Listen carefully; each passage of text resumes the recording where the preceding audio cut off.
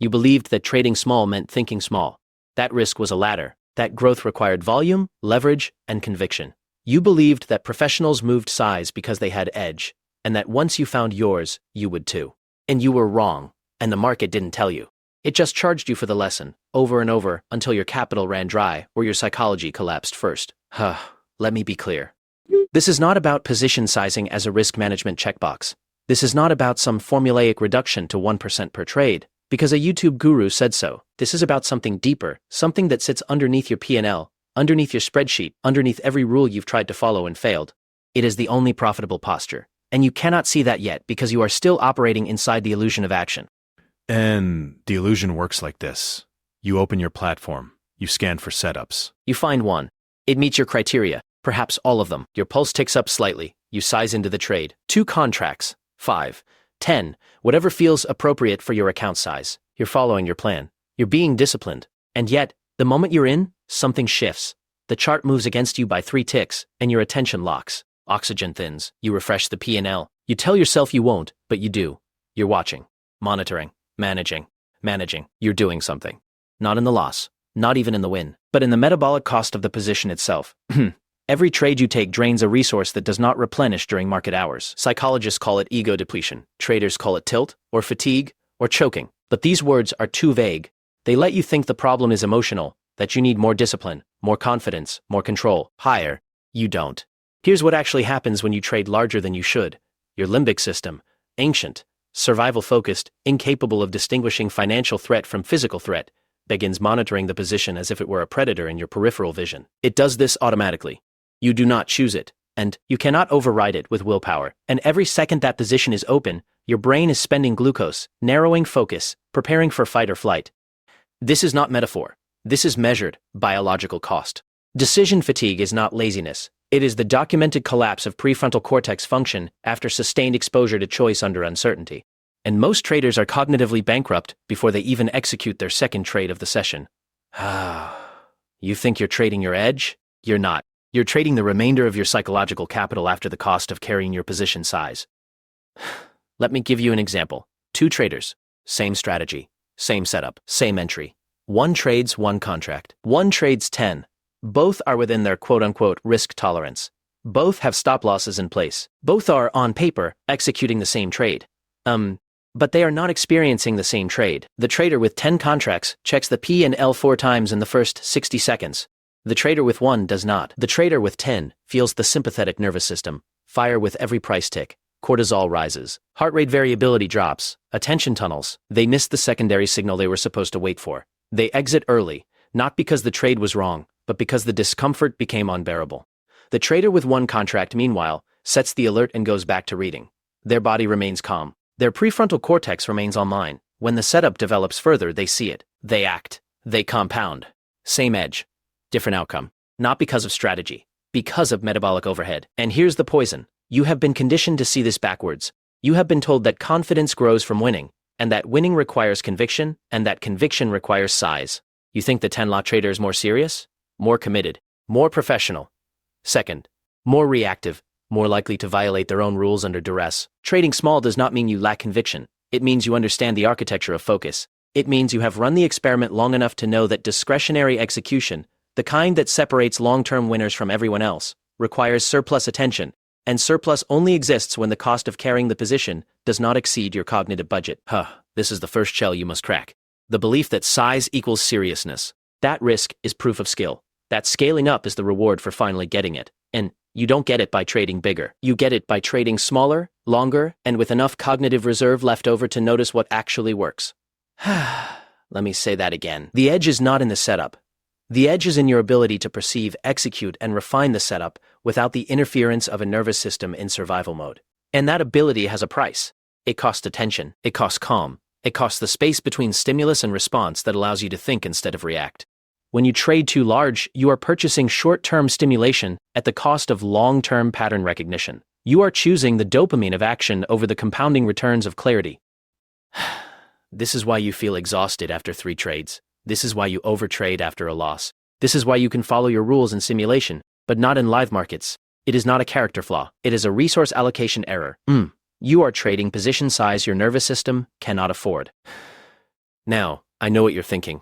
You're thinking, but I need to make money. I need to grow the account. I can't grow trading one lot forever. You're right. You can't grow trading one lot forever. But you also can't grow if you're bleeding psychological capital faster than you're accumulating statistical evidence. You can't grow if every losing trade sends you into a 72-hour spiral of self-doubt and system hopping. You can't grow if the size of your position makes it impossible to stay in trades long enough to let your edge express itself. The traders who scale successfully do not do it by white-knuckling larger size. They do it by building tolerance. Slowly, incrementally. The way a runner builds mileage, the way a lifter builds load. You don't jump from 1 contract to 10 because you hit a win streak. You move from 1 to 2 after 6 months of emotional neutrality. You move from 2 to 3 after your body stops registering the position as threat. This is not sexy. It is not fast. It does not generate content. It does not feel like progress. But it is the only structure that holds. Because here is the truth you've been avoiding. Most of your losses are not technical. They are attentional. You exited too early because you couldn't bear the discomfort. You moved your stop because the pain of being wrong felt unbearable. You added to a loser because the loss was already too large to accept. None of that was strategy. It was all nervous system. And your nervous system does not care about your trading plan. It does not care about your edge. It cares about survival. And when you trade size that triggers survival response, you are no longer executing a strategy. You are performing damage control in real time. So let's reframe this. Trading small is not the training wheels. It is the foundation. It is the laboratory. It is the only environment sterile enough to separate signal from the noise of your own fear and greed. And when the position is small, you can be wrong and it costs you nothing but data. When the position is large, being wrong costs you confidence, capital, and the cognitive space required to learn what went wrong. The game is to maximize the number of trades you can take before your psychological capital runs out. And every time you size up prematurely, you are shortening that runway. You have been treating trading like a test of courage. It is not. It is a test of patience, repetition, and metabolic efficiency. The professionals you admire are not braver. They are calmer. And they are calmer because their position size does not activate the part of their brain that mistakes a red candle for a predator. This is the illusion you must abandon. The belief that action equals progress. That size equals edge. That growth requires risk. And repetition requires a nervous system that is not in crisis. Something you could choose, the way you choose a strategy or a time frame. You believe that if you just tried harder, cared more, or committed fully, you could override the part of you that hesitates, that exits early, that revenge trades after a loss. And you were asking your prefrontal cortex to arm wrestle your amygdala? And your amygdala is older, faster, and does not negotiate. This is not a metaphor. This is anatomy. And until you understand the biological boot sequence that runs underneath every trade you take, you will continue to mistake neurological override for personal failure. Let me explain what actually happens when you enter a position. You click the button. Order fills. You are now exposed. And in that moment, before you have even looked at the chart again, your brain has already begun a threat assessment protocol that evolved long before markets existed. Your amygdala, a small almond-shaped cluster of neurons responsible for detecting danger, begins scanning for loss, not abstractly, not conceptually, but viscerally, as if the money in your account were food in your hand, and the market were something that might take it. It does not care that this is a probabilistic game. It does not care about your edge, your back test, or your risk-reward ratio. It only knows that you are now vulnerable, and vulnerability, in evolutionary terms, means threat. So it fires. Cortisol releases. Heart rate ticks up. Your attention narrows. Blood flow redirects away from the prefrontal cortex, the part of your brain responsible for planning, logic, and impulse control, and toward the limbic system, the part responsible for fast, reactive decisions. Intellect. You do not choose it. You cannot think your way out of it. And the larger your position size relative to your psychological tolerance, the stronger the response.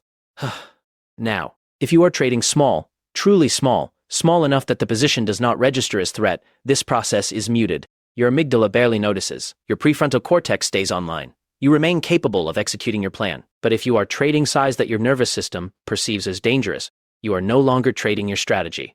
You are trading in a state of partial cognitive impairment. And here is where it gets worse. The impairment is not binary. It is progressive. Every trade you take while already in a heightened state compounds the cost. Your brain does not reset between trades. It does not flush cortisol the moment you close a position. The neurochemical environment you are operating in accumulates throughout the session. This is why your first trade of the day often feels clear, and your fourth feels desperate. This is why you can follow your rules in the morning and violate them by noon. You are not losing discipline. You are losing glucose, dopamine, and prefrontal bandwidth. Psychologists call this ego depletion. But the term is too soft. It sounds like something you can overcome with motivation or rest. You cannot. Once your brain's executive resources are exhausted, Your ability to inhibit impulse collapses. You become reactive. You chase. You exit early. You add to losers. Not because you want to, because the part of you that could stop you is offline. And yet, you have been conditioned to interpret this as a character flaw, lack of discipline, weak mindset, inability to handle pressure. No. You are attempting to run cognitive software on depleted hardware, and no amount of journaling or affirmations will solve a resource allocation problem. Let me give you a different example. Two traders again, same edge, same session. Both take 4 trades. One wins 2, loses 2, net break even. The other wins 2, loses 2. Also break even. On paper, identical. But trader 1 entered each position with a calm nervous system. They waited for confirmation. They set alerts. They reviewed, executed, and moved on. Their cortisol baseline remained stable. Their prefrontal cortex stayed engaged. By the end of the session, they had clarity. They could review their trades objectively. They made one small adjustment to their entry criteria. Tomorrow, they will be slightly better. Trader 2 entered the first trade fine, but the second triggered faster than expected. They felt the spike, heart rate, tunnel vision, the flicker of doubt. They held, it stopped them out. The third trade, they were already compromised. They took it anyway, but hesitated on the entry, got a worse fill. Exited early out of fear. The fourth trade they were chasing, trying to recover, took a setup they knew was marginal, lost again. Same results, different trajectories. Trader 1 is compounding skill. Trader 2 is compounding damage. And the difference is not strategy. It is not intelligence. It is biological overhead. Trader 2 was trading with a depleted prefrontal cortex and an overactive amygdala. They were operating inside a neurological state that makes disciplined execution neurologically expensive. This is the boot sequence. The biological program that runs underneath your conscious intent. And you cannot override it with willpower. You can only design around it. Which means you must trade in a way that does not activate the threat response in the first place. And that means position size so small that your amygdala does not register it as danger. It means session length so short that you do not deplete glucose reserves. It means rest between trades long enough for cortisol to clear. It means treating your attention like the finite, non-renewable resource it actually is. This is not conservative trading. This is structurally sound trading. But here's the trap. You have been told that professionals feel fear and trade anyway. That courage is the ability to act despite discomfort. That greatness requires pushing through. That works in a sprint. It does not work in a multi-decade probabilistic game, where one emotional spiral can erase months of progress. The professionals you admire are not courageous. They are calm. And they are calm because they have structured their exposure in a way that does not require courage. They do not need to push through fear because they are not afraid. And they are not afraid because their position size does not threaten their nervous system's perception of safety. Let me be even more specific. There is a phenomenon in neuroscience called attentional blink. It describes the brain's inability to process a second stimulus if it occurs too soon after the first. Your conscious awareness literally goes offline for a fraction of a second while your brain processes the initial input. Now apply that to trading. You take a loss. Your brain registers threat. Cortisol spikes. For the next several minutes, sometimes longer, your ability to process new information objectively is impaired. You are in attentional blink. You are physiologically incapable of seeing the next setup with the same clarity you had before the loss. And yet, this is exactly when most traders take their worst trade. Not because they are undisciplined, because their neurobiology is compromised and they do not know it. The solution is not to fight harder. The solution is to stop trading immediately until the blink clears, until cortisol returns to baseline, until you can look at a chart without the residue of the last trade influencing what you see. But you cannot do that if you are trading size that makes every loss feel catastrophic. Because catastrophic losses do not clear in 5 minutes. They linger, they haunt, they distort every decision that follows. Trading small gives you the space to be wrong without triggering the biological override that turns one mistake into 5. Now, let's talk about dopamine. You have been told that trading is addictive, that the intermittent reinforcement of wins and losses hijacks your reward system the way slot machines do. And this is true, but it is incomplete. The addiction is not to winning. It is to the resolution of uncertainty. Your brain releases dopamine not when you win, but when you find out whether you won. The moment of discovery, the reveal. This is why you refresh your P&L, why you check your phone between meetings, why you cannot look away even when you know you should. You are not chasing profit. You are chasing the neurochemical payoff of knowing. And the larger your position, the larger the dopamine spike when uncertainty resolves. Which means larger positions are literally more addictive. They hijack your reward system more effectively. They make it harder to walk away, harder to wait, harder to be patient. This is why traders who scale up too fast often begin overtrading, not because they are greedy, because their brain has recalibrated to a higher baseline of stimulation, and smaller trades no longer satisfy. They are chasing dopamine, not edge, and dopamine does not care about probability. It only cares about intensity. Trading small protects you from this recalibration. It keeps your reward threshold low. It allows you to find satisfaction in execution, in process, in the quiet accumulation of evidence, rather than the spike of adrenaline that comes from risking too much. This is the biological boot sequence, the program running underneath your conscious strategy. The reason you fail, even when you know better. Emlening Stace, you are not broken. You are a human nervous system trying to operate inside an environment it was not built for. And the only way to survive that environment is to trade in a way that does not activate the survival response.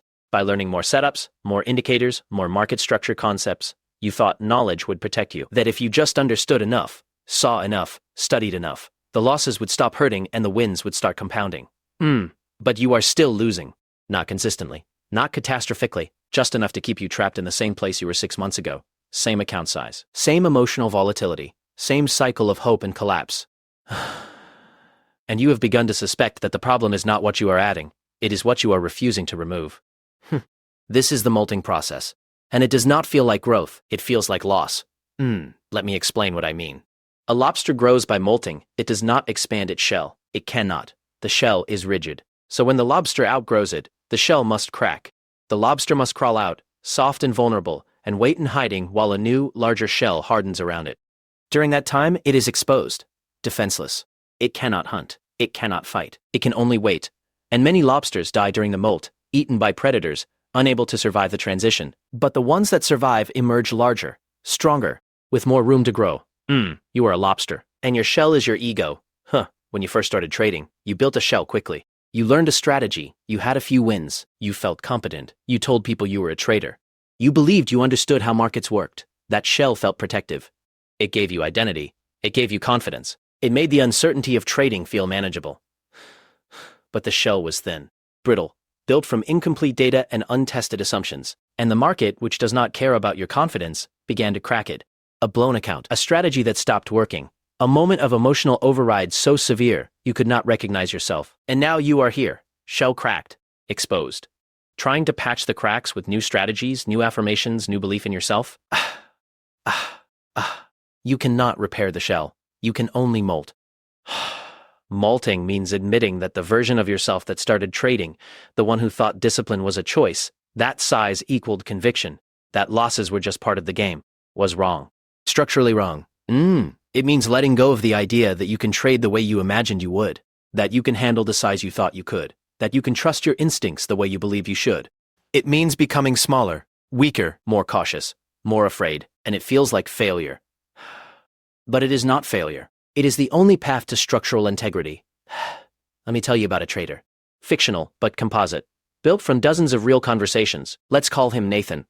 Nathan started trading 3 years ago. He learned price action. He backtested. He had a solid win rate in simulation. He went live with confidence. 5 contracts per trade, reasonable risk, 1% per trade, everything by the book. First month, he made money. Not much, but enough to feel validated, enough to tell his partner he was onto something, enough to start imagining what his life would look like if this worked. Second month, he gave it all back. Not from bad trades. From good trades executed poorly, exits too early, stops moved, one revenge trade after a frustrating loss. He told himself it was a learning curve. He journaled, he reviewed, he tightened his rules. Month 3, same thing. Month 4, worse. By month 6, Nathan was stuck, not blowing up, not progressing, just churning. Winning, losing, breaking even, repeating. His account hadn't grown. His confidence had cratered. He started doubting the strategy, started looking for new ones. And he tried everything. He switched time frames. He added filters. He reduced trade frequency. He increased it. He meditated. He took breaks. He came back determined. Nothing changed. And then, in a moment of exhaustion, he did something he had resisted for months. He dropped to 1 contract, not as a test, not as a temporary reset, as an admission. He could not handle 5. He thought he could. His account size said he could. His risk management said he could. But his nervous system could not. And the moment he dropped to 1 contract, everything shifted. Not his win rate, that stayed the same. Not his strategy, that stayed the same. But his execution became clean. He stopped exiting early. He stopped moving. Stops. He stopped checking his P&L every 30 seconds. He could breathe during trades. He could think. He could see the setups he had been missing because his attention had been consumed by the fear of losing. Within 2 months, his account began to grow, not because he was suddenly better, because he was finally trading at a size his biology could tolerate. But here's the part that matters. The part Nathan had to swallow, the part you will have to swallow. He had to let go of the image of himself as someone who could trade 5 contracts. He had to stop seeing one contract as beneath him. He had to admit that his early confidence had been premature, that the shell he built in his first winning month was not real. He had to molt. And molting is humiliating. It means trading smaller than your friends, smaller than people on Twitter, smaller than the version of yourself you imagined becoming. It means accepting that growth is not linear, that you do not progress from 1 contract to 2 to 5 to 10 in smooth, confident steps. You progress by collapsing, retreating, rebuilding, and only then, maybe, expanding. This is the molting process, and you are in it right now, whether you admit it or not. The part of you that believed trading was a test of courage is dying. The part that thought confidence was a prerequisite for success is dying. The part that believed you could willpower your way through fear is dying. And you are resisting, because letting those parts die feels like giving up, like admitting you are not good enough, like proving all the doubts you have been trying to suppress. But you are confusing the shell with the lobster. Shell is not you. The shell is the story you told yourself about who you would be as a trader. And that story was built on incomplete information. It was built before you knew what it felt like to lose 3 trades in a row. Before you knew what it felt like to override your plan in real time. Before you knew how much cognitive cost a single position could extract. And the lobster, the actual you, the part capable of learning and adapting, is still intact. But it cannot grow inside the old shell. You have to crack it. You have to crack it. You have to crawl out, and you have to accept that the new shell will not form immediately. There will be a period where you feel weak, where you trade smaller than you think you should, where progress feels invisible, where you question whether this is even worth it. That is the molt.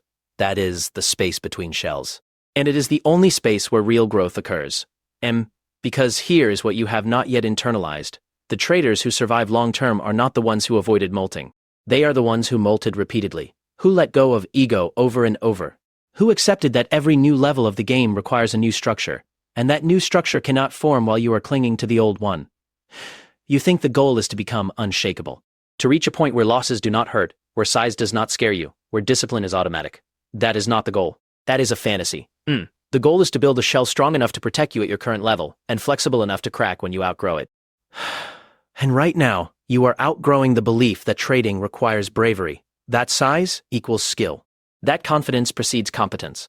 You are realizing, perhaps for the first time, that the most profitable traders are not the ones who risk the most. They are the ones who risk the least amount necessary to collect data, who trade small enough to stay calm, who molt when the pain of staying the same exceeds the fear of change. This is the process. Crack. Crawl out. Wait. Repeat. And every time you molt, the new shell is slightly better.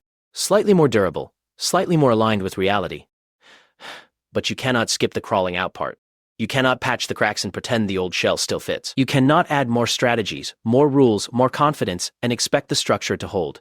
You have to let it break. And that means trading smaller than your ego wants. It means accepting that you are not ready for the size you thought you were. It means admitting that the confident version of you from 6 months ago was operating on insufficient data.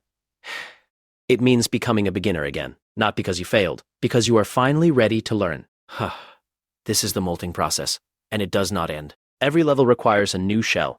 Every new shell requires letting go of the last one. The traders who fail are the ones who refuse to molt, who cling to the identity they built in their first winning month, who trade size their ego demands rather than size their nervous system can tolerate. The traders who survive understand that the shell is temporary. That ego is expensive. That growth requires repeated, deliberate vulnerability. And that trading small is not a retreat. It is the foundation of every structure that lasts. You thought the problem was finding edge. That if you could just identify the right pattern, the right setup, the right confluence of factors, you would finally be profitable. You studied charts, you backtested, you refined your entries. You convinced yourself that the solution was technical, and then you found edge. A real one, tested, repeatable, positive expectancy over hundreds of samples. And you still could not follow it. Not because the edge disappeared, but because following edge is unbearably boring, and your brain, starved for stimulation, convinced you that boredom was evidence of a problem rather than evidence of progress. This is the mathematics of boredom, and it is the silent killer of more trading careers than drawdown ever will be. Let me show you what I mean. A profitable edge, expressed honestly, looks like this. You wait. You watch. You do nothing. Hours pass. Sometimes entire sessions. You see setups that almost qualify. You see price action that looks compelling. You see other traders taking trades, posting wins, moving forward. And you wait. Because your edge only appears 3 times a week, sometimes 4, rarely 5. And when it does appear, it wins 58% of the time. And when it wins, it makes 1.4 times what it loses. Over 100 trades, this edge prints money. Over 1,000 trades, it compounds wealth. But over one session, it is a coin flip, wrapped in tedium, and your brain hates it.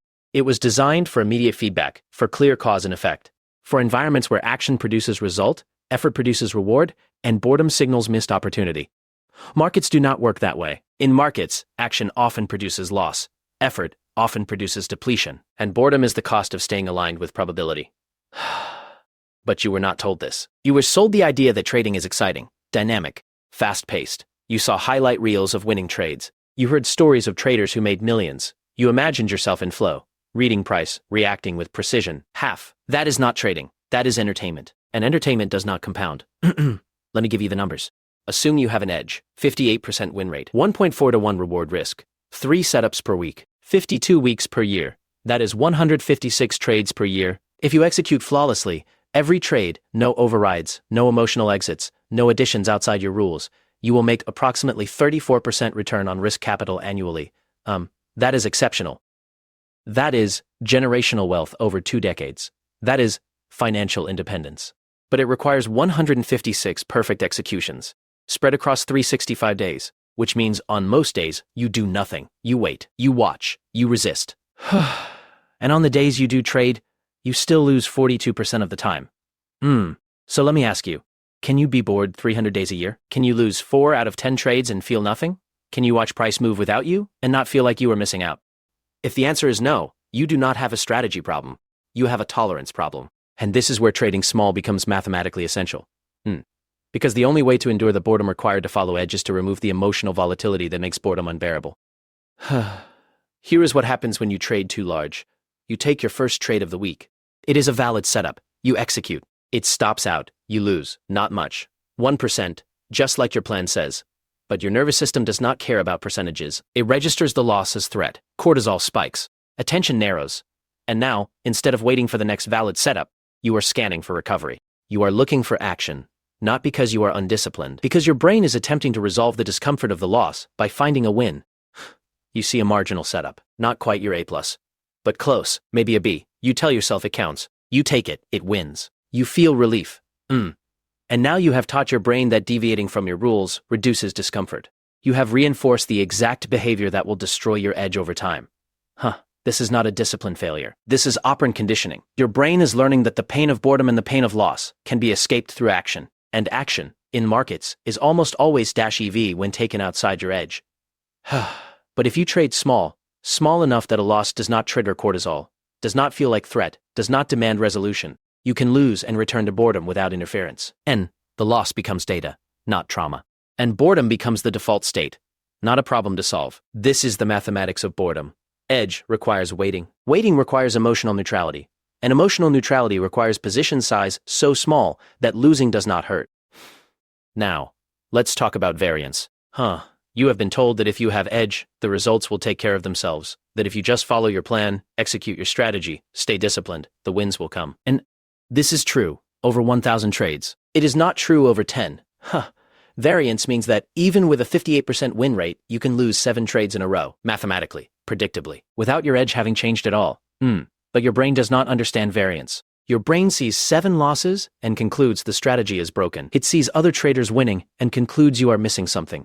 It feels the absence of reward and concludes you need to act differently. And so you change. You add filters. You switch time frames. You abandon the strategy entirely. Not because it stopped working. Because variance hurt too much to endure. This is the second mathematics of boredom. Not just the boredom of waiting for setups, but the boredom of enduring variance without reacting.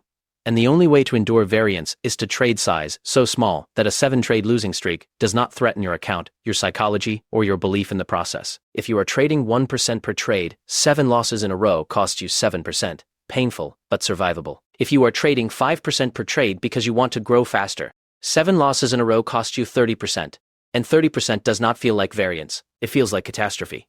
And catastrophe does not invite patience.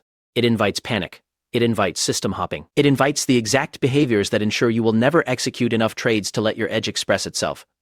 So here is the trap. You want results fast. You want to see progress. You want to feel like you are moving forward. And so you trade larger. You trade more often. You take B setups. Because waiting for A setups feels like stagnation. And in doing so, you destroy the only thing that could actually produce the results you want.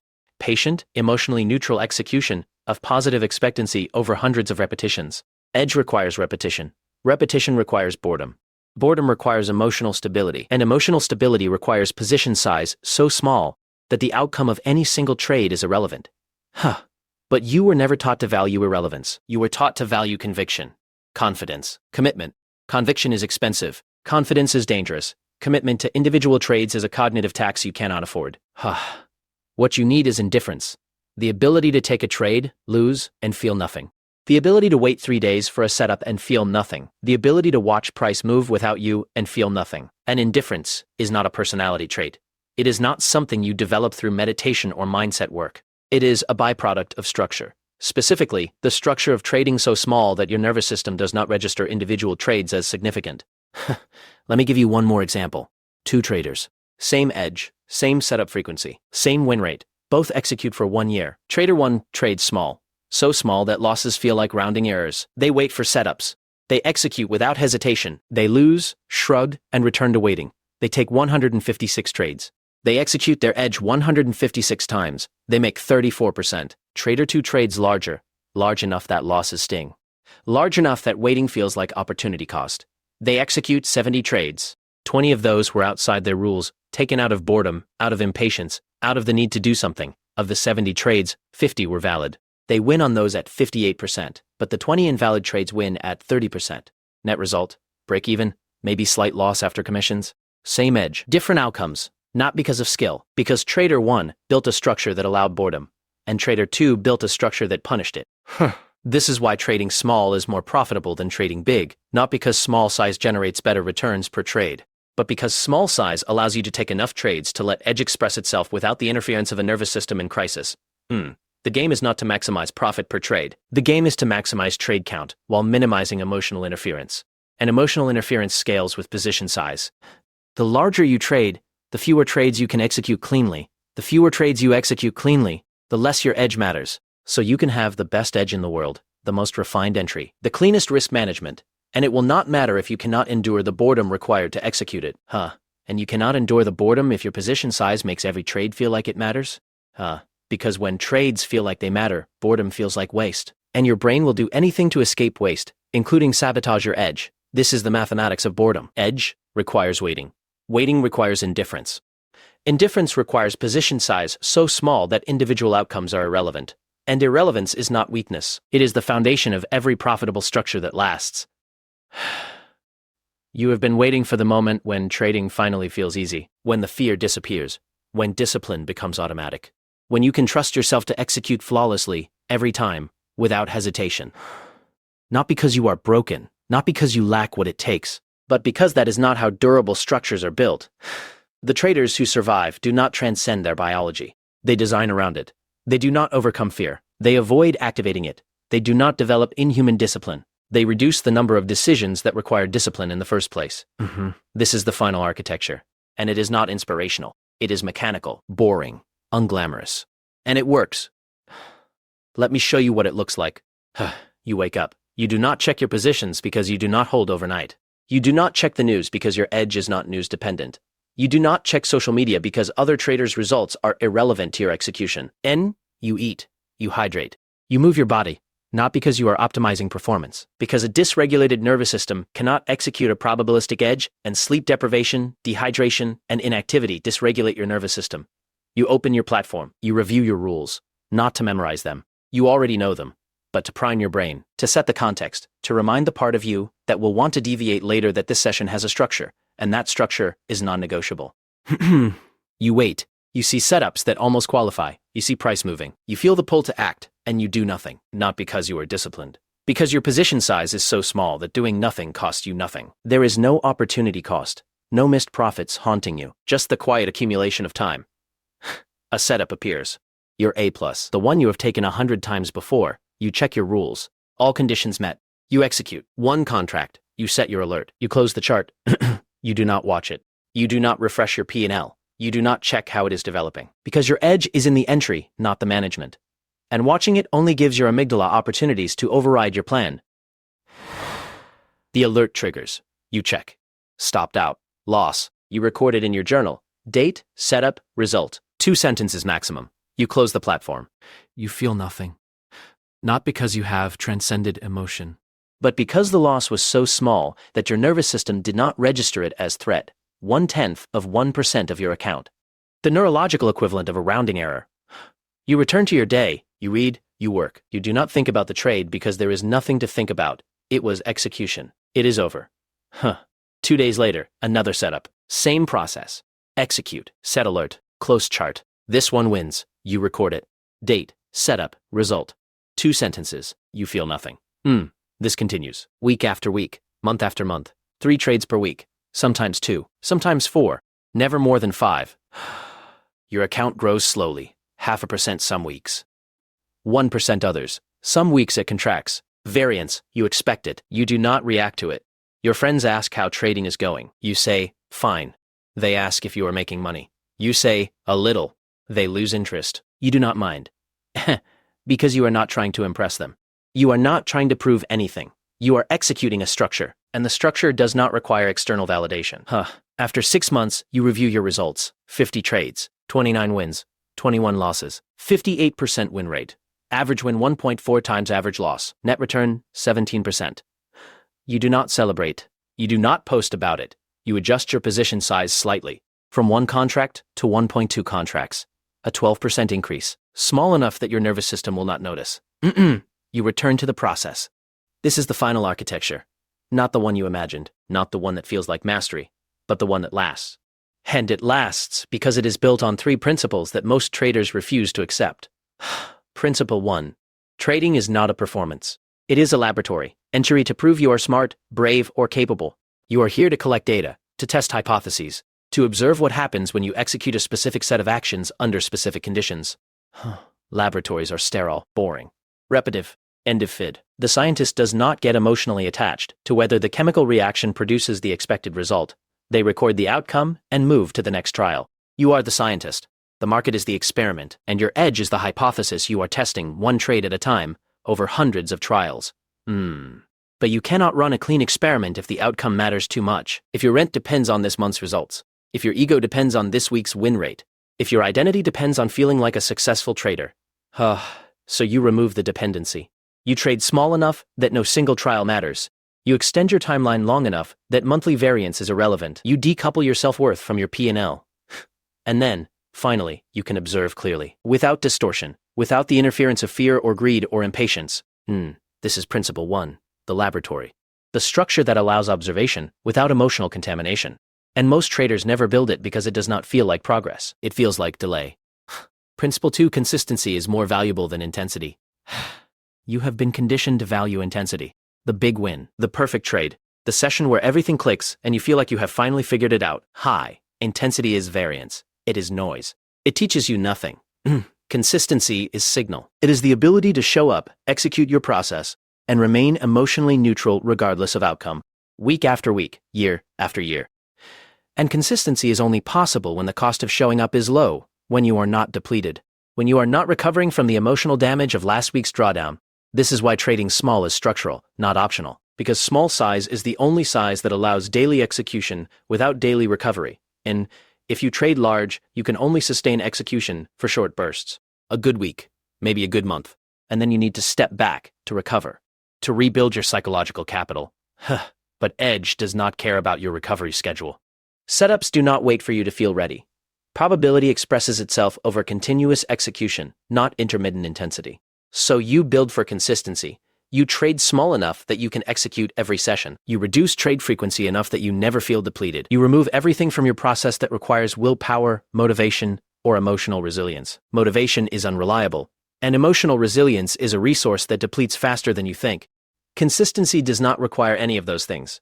It only requires a structure so boring that execution becomes automatic. This is principle 2, consistency over intensity, the foundation of every compounding structure. Principle 3, The edge is in what you avoid, not what you take. You have been focused on finding the perfect entry, the ideal setup, the highest probability trade. And those things matter, but they are not where most of your profitability comes from. Most of your profitability comes from the trades you did not take, the setups you passed on because they were B- instead of A+, the revenge trades you avoided after a loss, the boredom trades you resisted when nothing was happening. Every trade you do not take preserves your psychological capital, preserves your attention, preserves your ability to execute cleanly when a valid setup finally appears. But avoidance is invisible. It does not show up in your journal. It does not feel like progress. It does not produce dopamine, so your brain undervalues it. Your brain sees inaction as missed opportunity, as cowardice, as evidence that you are not aggressive enough, not confident enough, not serious enough. Your brain is wrong. Inaction is the highest form of trading discipline. And it is only possible when your position size does not make you desperate for results. And every trade you should not take erodes your edge, even if it wins. So you build a structure that makes avoidance easy. You trade small enough that not trading does not feel like failure. You extend your timeline long enough that missing a setup does not feel catastrophic. You design your process around reducing the number of decisions you have to make, not increasing them. This is principle 3. The edge is in what you avoid. And avoidance requires a nervous system calm enough to say no. These are the 3 principles. The laboratory. Consistency over intensity, the value avoidance. And together, they form the final architecture. Not the trading career you imagined, but the one that survives. It is not glamorous. It does not produce highlight reels. It does not give you stories to tell at parties. It is slow, repetitive, emotionally flat. And it compounds. Because compounding does not come from intensity. It comes from survival, from staying in the game long enough for probability to express itself, from avoiding the emotional spirals that destroy accounts and careers. And survival requires a structure that does not demand heroism, that does not require you to overcome your biology, that does not punish you for being human. Trading small is that structure. Not because it is conservative, but because it is the only position size that allows the laboratory to function, consistency to persist, and avoidance to feel natural instead of painful. This is the final architecture, and you will resist it, because it requires letting go of the trader you thought you would become. The aggressive trader, the confident trader, the trader who moves size and commands respect. That trader does not exist. Or if they do not last. The traders who last are boring, methodical, humble. They trade size so small, you would not believe it if you saw their account statements. They execute the same setups the same way, year after year. They do not evolve. They do not innovate. They repeat, and they compound. Because they built a structure that does not require them to be better than they are, that does not require them to transcend their limitations. That works with their biology instead of against it. This is what you are building toward. Not mastery, not confidence, not the elimination of fear. Just a structure boring enough to survive. And survival in trading is profitability. So trade small. Smaller than feels right. Smaller than your account allows. Smaller than your ego wants. And trade small enough that boredom becomes your default state. That losses become irrelevant. That consistency becomes automatic. And then wait. Years, if necessary. While the structure does what structures do. It holds.